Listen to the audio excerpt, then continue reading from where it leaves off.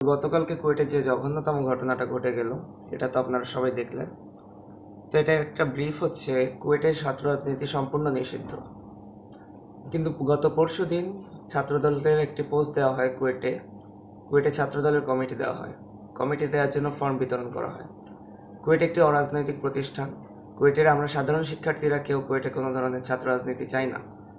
তো এই জন্য আমরা গতকাল 1টার সময় একটি প্রতিরোধ মিছিলের আয়োজন করি। প্রতিরোধ মিছিলের মেইন উদ্দেশ্যই ছিল এটা যে কুয়েটে সকল ধরনের ছাত্র রাজনীতি নিষিদ্ধ করা হয়, এটা যেন ঠিক মতো মানা হয়।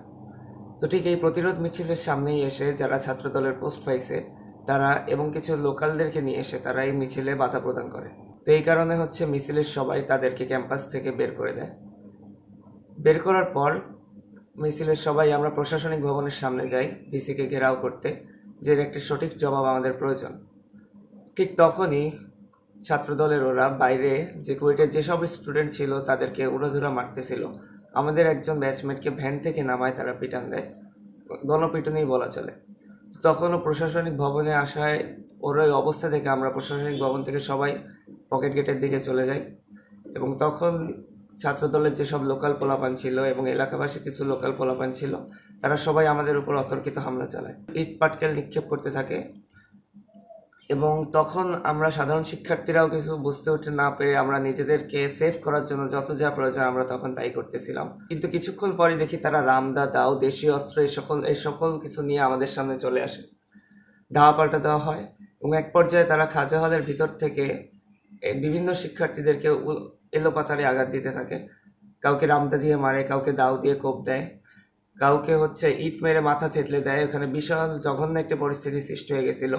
আমাদের প্রায় 100-র উপর শিক্ষার্থী আহত হয় এবং এক পর্যায়ে আমিও দেখাই, আমারকেও দাও থেকে একটা কোপ দেয়, যে কোপটা আমার ফোনে লাগে, না হলে আমার এক পা হয় সম্ভবত আলাদা হয়ে যাইতো। আমার গায়ে ইটের আঘাতও লাগে এবং অন্যদের অবস্থা, আমার অবস্থা যথেষ্ট ঠিক আছে কিন্তু অন্যদের অবস্থা প্রচুর খারাপ। মেডিকেল সেন্টারে একটা ঘটনা বলি, মেডিকেল সেন্টারের নার্সরা, ডাক্তাররা স্টুডেন্টদের এই অবস্থা দেখে তারাও নিজেদের কান্না থামাইতে পারেনি, কারণ এই ধরনের ঘটনা তারা আগে কখনো দেখে নাই। এই ধরনের জঘন্য পরিস্থিতি যে এই সময় কুয়েটে হইতে পারে এটা কেউ কল্পনাও করতে পারে নাই।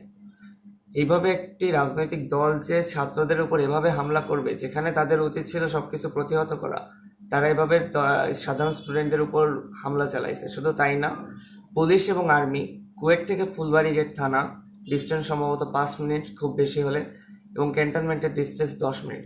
কিন্তু তারপরও যখন এই ঘটনা হয় 2 ঘন্টা, 3 ঘন্টা, 4 ঘন্টা হয়ে যায়, তাও কোনো আর্মি আসে না। পুলিশ আসে, পুলিশ মেইন গেটে নীরব ভূমিকা পালন করে। পুলিশের সামনেই এরা রামদা নিয়ে মেইন গেট থেকে প্রবেশ করে। পুলিশ একটা কিছু করে নাই তাদেরকে, তারা ইট পাটকেলেও মারতে থাকে কিন্তু তাও পুলিশ কিছু করে নাই। এবং পরবর্তীতে জানা যায় যে একটা ওপেন সিক্রেটই বলা যায় যে ভিসি নাকি আর্মি এবং পুলিশকে ক্যাম্পাসে ঢুকতে নিষেধ করছে। যখন আমরা সবাই ভিসিকে ঘেরাও করি মেডিকেল সেন্টারের সামনে সন্ধ্যার সময়, তখন ভিসি আর্মি এবং পুলিশকে ক্যাম্পাসে ঢুকতে বলে। আর্মি এবং পুলিশ যদি ক্যাম্পাসে যখন এই ঘটনাটা ঘটতেছিল, যখন সাধারণ স্টুডেন্টরা মায়ের খাচ্ছিল, তখন যদি আর্মি এবং পুলিশ ক্যাম্পাসে ঢুকতো, তাহলে 100 স্টুডেন্ট আহত হইতো না, কারো মাথা ফাটতো না, কারো কোপ খাইতো না।